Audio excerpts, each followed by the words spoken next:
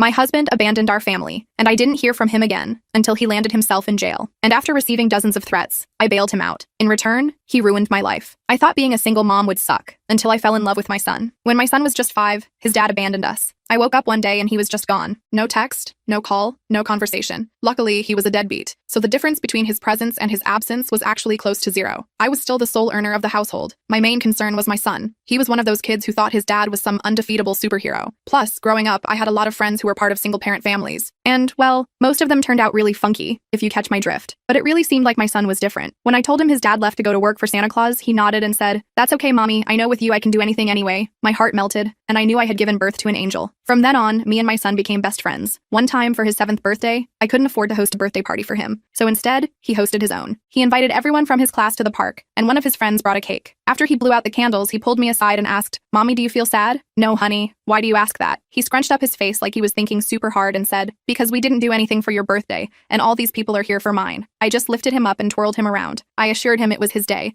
and he deserved to be celebrated without worrying about me. He just shrugged his shoulders and ran back to his friends, and he should have been enough for me, but he wasn't. One night at 3 a.m., I found myself clutching his dad's, my ex-husband's, old hoodie, and I thought about how it felt to have someone's arms around me at night, to know someone has your back, no matter what, to have someone to lean on. Usually I try to stifle the tears and blink them away, but since it was dark and I was alone, I thought it was safe to let myself cry. So I cried. A lot. I could feel my face throbbing from how hard the tears were coming out, and apparently, I woke up my son. Except I didn't realize it until he came in and asked if everything was okay. I immediately plastered on a huge smile and told him I had just finished watching The Lion King and was thinking about Mufasa's death. I assumed he had bought it, because he immediately nodded and trotted back to bed. But the next morning, I woke up to the smell of burnt toast. I went downstairs and saw my son had tried to make me breakfast. My plate was loaded with strawberries, charcoal black toast, and some raw spaghetti noodles, his favorite snack. He told me there was no reason to be sad, because he loved me. I hugged him until he couldn't breathe. I knew he was the love of my life, my beautiful son. And as I sat down eating the charcoal toast with a smile, I got the text. It was a photo from an unknown number. The text was a link from the county sheriff's website. His dad had been arrested. I wasn't even surprised. I knew it was probably for substances. But when I read the charge, my eyes literally popped out of my head. Authorities had found content on his computer, and whoever was texting me wanted me to pay bail. I stared at my phone for what felt like hours, but was probably only a few minutes. Jamie was chattering away about his plans for the day,